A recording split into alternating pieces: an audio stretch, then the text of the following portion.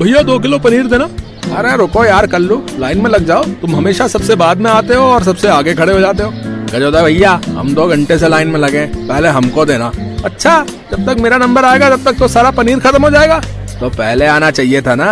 अरे आप लोग लड़ो मत, आप सबको पनीर मिलेगा भाई, शांति से खड़े रहिए। गजोधर सबको पनीर देने लगा। धीरे धीरे शाम हो गई। गजोधर के घर के बाहर हर वक्त भीड़ लगी रहती थी, क्योंकि उसने 5 गाय पाल रखी थी और वो गाय के शुद्ध दूध का शुद्ध पनीर बेचता था। वो और उसकी पत्नी शकुंतला गाय की खूब सेवा किया करते थे। दोनों सारा पनीर बेचने के बाद अपनी गायों के पास बैठे थे। हमारी गाय इस गांव में सबसे सुंदर दिखती है। शकुंतला, तुम दिन रात इनकी इतनी सेवा करती रहती हो तो सुंदर तो दिखोगी ही। दोनों आपस में बात कर ही रहे थे कि तभी उनके पास एक ग्राहक आया। भाई साहब, मैं शहर से आया हूँ, मैंने सुना है आप गाय का शुद्ध पनीर बेचते हैं। हाँ, सही सुना है। ये देखो, गाय आपके सामने ही तो खड़ी है। हाँ, बड़ी तगड़ी गाय है आपकी। अच्छा भाई साहब, मुझे जरा 5 किलो पनीर दे दो। माफ करना भाई साहब, आपने आने में देर कर दी, अब शाम हो गई है। इस वक्त तक मेरा सारा पनीर बिक जाता है। भाई साहब, मैं बहुत दूर से आया हूँ, माफ कीजिएगा, मैं गाय से जबरदस्ती दूध निकाल कर तो पनीर नहीं बना सकता ना। ठीक है, मैं यहीं कहीं पास के होटल में रुका हूँ, कल तो मिल जाएगा ना? हाँ, कल तो मिल जाएगा। ग्राहक वहाँ से चला गया। इधर दोनों पति पत्नी घर के अंदर आ गए। अंदर आकर उन्होंने देखा कि उनका जवान बेटा अजय बहुत खुश था। अरे अजय बेटा, कुछ ज्यादा ही खुश नजर आ रहे हो। माँ पापा, मैं बहुत अच्छे नंबर से पास हुआ हूँ। इतने नंबरों की तो मुझे उम्मीद ही नहीं थी। चलो, ये तो खुशी की बात है। कल ही पंडित जी को बुलाकर एक अच्छी लड़की देखकर इसकी शादी कर देते हैं, जिससे हम आजाद हो जाएंगे। अपनी शादी की बात सुनकर अजय के मन में लड्डू फूटने लगे। अगले ही दिन गजोदर ने गांव के ही पंडित जी को बुला लिया। दोनों बात कर ही रहे थे कि तभी वहाँ वही ग्राहक आ गया जो शहर से आया था। अजय, जरा इन भाई साहब को 5 किलो पनीर दे दो, मैं जरा बात कर रहा हूँ। अजय ने उसे पनीर दिया। इधर गजोधर ने पंडित जी से बात की। पंडित जी ने कुछ दिन बाद ही उन्हें लड़की वालों से मिला दिया। अजय को लड़की पसंद आ गई। एक ही महीने में अजय की शादी सुनीता से हो गई। सुहागरात वाली रात। अजय, इस घर में तो चारों तरफ दूध और पनीर की महक आया करती है। पनीर भी तो पनीर का टुकड़ा लग रही हो। अगली सुबह सुनीता सोकर उठी तो देखा बाहर ग्राहकों की लाइन लगी थी। सुनिए, आपके माँ बाप ही पूरा कारोबार देखते हैं क्या? आप कुछ नहीं करते? नहीं, मैं भी उनकी मदद कर देता हूँ कभी कभी। अब तो सारा कारोबार तुम्हें अपने हाथ में ले लेना चाहिए। और सुनो, मेरे पास एक प्लान है। इस पनीर के कारोबार से हम करोड़पति बन सकते हैं। पनीर से करोड़पति? लेकिन कैसे? आजकल केमिकल का जमाना है। मिल्क पाउडर में पानी और केमिकल मिलाकर हम ढेर सारा पनीर बना लेंगे। गाय की भी जरूरत नहीं पड़ेगी। गाय पालने में भी तो खर्चा होता ही है, वो पूरा बचेगा। लागत कम, कमाई ज्यादा। हाँ, बात तो तुमने सही कही। मैं आज ही पिताजी से बात करता हूँ। शाम को जब उसके पिता फ्री हो गए तब अजय अकेले में जाकर तबेले पे उनसे बात करने लगा। पिताजी, अब आप आराम करो और ये पूरा कारोबार मेरे हवाले कर दो। फिर देखना इस कारोबार को मैं कहां से कहां पहुंचा देता हूं। आप इतने सालों से यही काम कर रहे हैं पर करोड़पति नहीं बन पाए। मैं कुछ ही महीनों में करोड़पति बन जाऊंगा। अचानक ये ख्याल तेरे अकेले का तो होगा नहीं, क्योंकि अभी तक तो तुझे मेरा धंधा खराब लगता था। मैंने कितनी बार कहा कि सीख ले, पर तूने तो कभी इंटरेस्ट नहीं दिखाया। अब अचानक पता नहीं कौन सी खुराफात किसने भर दी, चला आया 1 महीने में करोड़पति बनने। गजोधर ने अजय के हवाले अपना व्यापार नहीं सौंपा। उसकी बीवी बहुत गुस्सा हुई। वो दोनों सिर्फ गजोधर और शकुंतला की मदद किया करते थे और कुछ नहीं करते थे। ऐसे ही दिन बीतते गए और एक दिन, अजय, मैं और तुम्हारी माँ जरा 2 हफ्ते के लिए बाहर जा रहे हैं। साले साहब की जरा तबीयत खराब है, उन्हें देखने जाना है। अपनी गायों का ख्याल रखना। बहू, जो भी पनीर लेने आए उसे बड़े ही प्यार से पनीर देना। उसकी फिक्र आप मत कीजिए सासू माँ, हम दोनों सब संभालेंगे। आप अपने भाई को देख कर आइए। तो इस तरह गजोधर अपनी पत्नी के साथ बाहर चला गया। अब सुनीता और अजय मिलकर योजना बनाने लगे। अब हम आजाद हैं। ऐसा करो, जल्दी से ये 5 गाय बेच दो।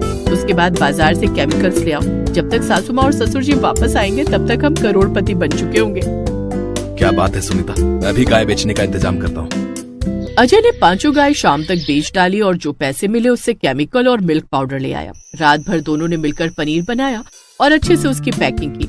देखा, गाय पालने और उन्हें चारा खिलाने में इतना खर्चा हो जाता है, इसीलिए हम करोड़पति नहीं बन पा रहे थे। सुनो, अब एक और प्लान है मेरे पास, जिससे हम जल्द से जल्द करोड़पति बन जाएंगे। अरे तो जल्दी बोलो ना, कल से ही नया पनीर बेचना चालू करना है। अरे मेरा प्लान सुनो पहले, बहुत बोलते हो तुम। हम पनीर की कीमत बाकी व्यापारियों से आधी कर देते हैं, जिससे सारे लोग सिर्फ हमसे ही पनीर खरीदेंगे। वैसे भी हमारा तो कोई घाटा है नहीं, पनीर बनाने में हमारा ज्यादा खर्चा तो होता नहीं। अब अजय ने पनीर का रेट आधा कर दिया, जिससे अब उनके घर के बाहर भीड़ दुगनी लगने लगी। लोग पनीर लेने के लिए अब पहले से भी ज्यादा पागल हो रहे थे। तो इस तरह अब दोनों खूब कमाने लगे। पूरा गांव अब हर रोज पनीर की सब्जी खाने लगा, क्योंकि पनीर सब्जियों से भी सस्ता पड़ रहा था। रात में सुनीता, तुम्हारा आइडिया तो काम कर गया। अगर ऐसा ही चलता रहा तो कुछ ही दिनों में हम करोड़पति बन जाएंगे। हाँ, बनने ही वाले हैं राजा जी। लेकिन कुछ ही दिनों में गांव वालों के पेट में भयंकर दर्द उठा। डॉक्टर को बुलाया गया। अगले दिन जब रिपोर्ट आई तो डॉक्टर हैरान रह गया। आप लोग दिन रात पनीर ही खाया करते हो क्या? आप सबके पेट के अंदर केमिकल वाला पनीर है। जहाँ से भी आप लोग पनीर खरीदते हो बंद कर दो, वरना जान गंवा दोगे। ये सुनकर गांव वालों का गुस्सा 7वें आसमान पर चढ़ गया। डॉक्टर वहाँ से चला गया। अब चलो गांव वालों, इस अजय के बच्चे ने हमें केमिकल वाला पनीर खिलाया है, हमारी जान के साथ खिलवाड़ किया है, हम नहीं छोड़ेंगे उसे। सही कहा काका, चलो सब लोग। सभी लोग अजय को मारने के लिए निकल पड़े। रास्ते में ही उन्हें अजय मिल गया। वो रहा अजय, इसने हमें केमिकल वाला पनीर खिलाया, मारो इसे, मारो इसे। अरे बाप रे, इन्हें तो पता चल गया। भाग ले बेटा। अजय भागने लगा। गांव वाले उसे दौड़ाते रहे। भागते भागते अजय अचानक अपने माँ बाप से टकरा गया। पिताजी बचा लो, पिताजी बचा लो। अरे गजोदर भाई, आपके बेटे ने हम गांव वालों को केमिकल वाला पनीर खिलाकर बीमार कर दिया है, हम इसे नहीं छोड़ेंगे। कमबख्त है, इसीलिए मैं अपना धंधा तेरे हवाले नहीं कर रहा था। आजकल के लौंडे आसान रास्ता ढूंढते हैं पैसा कमाने का। गांव वालों, इसे माफ कर दो। अब मैं आ गया हूँ, फिर से आपको गाय का शुद्ध पनीर मिलेगा। और आप लोग फिक्र मत करो, आप सबके इलाज का सारा खर्चा मैं दूंगा। अजय ने सभी गांव वालों से माफी मांगी। दोस्तों, सफलता का कोई शॉर्टकट नहीं होता।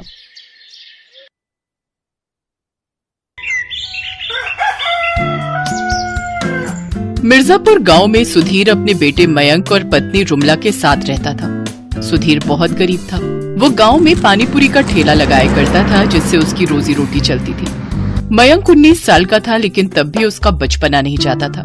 वो अपने दोस्तों के साथ सारा दिन गांव में घूमता फिरता रहता और उसका बूढ़ा पिता पानीपुरी का ठेला लगाकर घर चलाता। गर्मियों का महीना था। गांव के पेड़ पर अमियां लगी थी और मयंक गांव के लड़कों के साथ उन्हें तोड़ने के लिए पेड़ पर चढ़ा। उसने थोड़े से आम तोड़े ही थे कि तभी उसका बैलेंस बिगड़ा और वो नीचे गिर गया। नीचे एक पत्थर था, जिस पर गिरते ही उसकी एक आंख में गहरी चोट लग गई। अरे ये क्या, इसकी आंख से तो खून बह रहा है। जल्दी चलो यहाँ से, नहीं तो इसका इल्जाम हमारे ऊपर ही आएगा। उसके साथ के लड़के वहाँ से भाग गए। फिर किसी ने ठेले पर काम कर रहे सुधीर को खबर दी। सुधीर अपना ठेला वहीं छोड़कर भागे भागे मयंक के पास पहुंचा, जहां वो दर्द के मारे कराह रहा था। वहीं घर पर जब उसकी माँ को गांव वालों ने खबर दी तो वो भी उस ओर दौड़ पड़ी। मयंक बेटा, क्या हुआ तुझे? आँख खोल बेटा। सुधीर और रुमला उसे जल्दी से अस्पताल लेकर भागे, जहां डॉक्टरों ने उनसे कहा, देखिए, इनको लाने में देर हो गई है। इनकी आंख में घाव अंदर तक हो चुका है, जिससे इनकी पुतली पर भी असर पड़ा है। अब उस आंख की रोशनी कभी वापस नहीं आएगी और इसका इलाज करवाना ही है तो उसमें लाखों का खर्चा आएगा। सुधीर के पास ना तो इतना पैसा था और ना ही कोई जमीन जायदाद जिसे बेचकर वो अपने बेटे का इलाज करवा पाता। हे भगवान, ये मेरे बच्चे को तूने किस बात की सजा दी है? कोई चमत्कार दिखा और मेरे बच्चे को ठीक कर दे भगवान। रुमला, जब तुम ही टूट जाओगी तो मयंक को कौन संभालेगा? ऐसे ही कुछ दिन बीत गए। मयंक अब कहीं जाता तो सब उसको अंधा कहकर उसका मजाक उड़ाते। ये सुनकर मयंक का दिल टूट जाता है। सुधीर और रुमला ने उसे समझाने की बहुत कोशिश की। अब वो घर पर ही रहता। इधर समय के साथ सुधीर और बूढ़ा होता गया। उसकी तबीयत अब ठीक नहीं रहती। अब वो ज्यादा देर तक ठेले पर नहीं बैठ पाता था। ऐसे ही एक रोज वो तपती गर्मी से राहत पाने के लिए पेड़ की छांव में बैठ गया। थकान के मारे उसकी आंख कब लग गई उसे पता ही नहीं चला। लेकिन जब उसकी आंख खुली तो उसका ठेला चोरी हो चुका था। सुधीर की कमाई का एक जरिया था, अब वो भी नहीं रहा और इसी चिंता में अब वो बीमार रहने लगा और फिर उसने बिस्तर पकड़ लिया। इधर मयंक भी अपने बाबा की हालत देख चिंता में रहने लगा।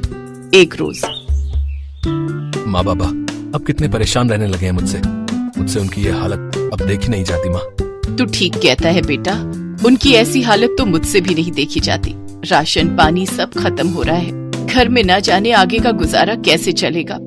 माँ, मैं बाबा की मदद करना चाहता हूँ। अब मैं इस घर की जिम्मेदारी संभालना चाहता हूँ। लेकिन बेटा, तुम ऐसी हालत में ये सब कैसे कर पाओगे? अम्मा, अब तुम भी मेरी इस कमी को मेरी कमजोरी मान रही हो। मैंने ऐसे कई लोगों को देखा है जो अपाहिज होते हैं, लेकिन फिर भी अपनी मेहनत से रोजी रोटी कमाते हैं। और मैंने बाबा को पानी पूरी बनाते हुए देखा है, तो मैं अच्छे से जानता हूँ कि वो कैसे बनती है। और थोड़ी बहुत मदद की जरूरत होगी तो आप कर देना। लेकिन इन सब सामान के लिए पैसे कहाँ से आएंगे? बेटा यहाँ आओ। मैंने कई साल पहले अपने खाते में 10,000 की एफडी करवाई थी, ताकि जरूरत के समय काम आ जाए। तुम अपनी माँ के साथ जाकर वो एफडी तुड़वा लो। अगर वो अब काम नहीं आएगी तो कब काम आएगी? अगले ही दिन मयंक अपनी माँ के साथ बैंक गया और वो पैसे ले आया, जिससे उसने नया ठेला और जरूरत का सामान खरीदा। फिर रुमला ने अपने बेटे का मनोबल बढ़ाने के लिए चूल्हे पर गोलगप्पे बनाने में उसकी मदद की। बाबा, आप मुझे बताइए कि पानी पूरी का पानी कैसे बनाया जाए। मैं चाहता हूँ कि ग्राहकों को वही लाजवाब स्वाद फिर से मिले। उसके बाद सुधीर ने उसे सारी रेसिपी बताई, लेकिन पानी बनाने के बाद भी मयंक को उसमें थोड़ी कमी खली। और फिर उसकी नजर आंगन में लगे धनिये पुदीने पर गई। वो झट उसे तोड़ लाया। फिर धनिया, पुदीना, जीरा, नमक, हरी मिर्च, छोटा छोटा कच्चा प्याज, साथ ही और भी कई तरह के खड़े मसाले कूटकर उस पानी में मिला दिए, जिससे उसका स्वाद कई गुना बढ़ गया और उसने बड़ा ही स्वादिष्ट खट्टा मीठा पानी बनाकर तैयार कर लिया। वाह, लाजवाब। मयंक ठेले पर रखकर सारा सामान बेचने निकल गया। अरे वो देखो, सुधीर का अंधा बेटा निकला है पानी पूरी बेचने। अरे ये कितने भी कोशिश कर ले, लेकिन जो स्वाद सुधीर की पानी पूरी में था ना, वो इसकी में कहाँ होगा। चलो फिर भी खाकर देखते हैं, बड़े दिनों बाद तो गांव में पानी पूरी देखने को मिल रही है। वो दोनों ग्राहक मयंक के ठेले पर पानी पूरी खाने लगे, लेकिन उनमें से एक ग्राहक बोला, अरे वाह, ये मसाला पानी पूरी खाकर तो मजा आ गया भाई। सचमुच ये तो सुधीर की पानी पूरी से भी बहुत स्वादिष्ट है। सचमुच भैया, कमाल का स्वाद है इस पानी पूरी में। इससे पहले मैंने इतनी स्वादिष्ट मसाला पानी पूरी नहीं खाई। उस दिन मयंक की खूब कमाई हुई। उसके पास ग्राहकों की भीड़ लग गई। उसकी सारी पानी पूरी खत्म हो गई। शाम को मयंक खुशी खुशी घर लौटा। अब वो हर रोज मसालेदार पानी पूरी बनाकर लोगों को खिलाता। अब तो उसके पास इतनी भीड़ रहती कि उसे काम पर अपने साथ एक और लड़के को रखना पड़ा। धीरे धीरे सभी लोग मयंक को मसाला पानी पूरी वाले के नाम से जानने लगे। अब उनकी आर्थिक स्थिति सुधरने लगी थी। एक रोज मयंक अपने पिता से, चलो बाबा, अब दिल्ली चलते हैं। अब वहीं जाकर आपका इलाज करवाएंगे। नहीं बेटा, मैं तो बूढ़ा हो गया हूँ। तू अपने बारे में सोच और अपनी आँख का इलाज करवा। घबराइए मत बाबा, मेरे पास अब इतने पैसे आ गए हैं कि मैं दोनों का इलाज अच्छे से करवा सकता हूँ। दोनों ने दिल्ली जाकर अपना इलाज करवाया। दोनों पिता बेटे एकदम ठीक हो गए। फिर दोनों वापस आकर मसाला पानी पूरी का काम मिलकर करने लगे, जिससे उनकी आमदनी और भी बढ़ गई। अब उनके ऊपर से दुखों के बादल छट गए और वो सब खुशी खुशी एक साथ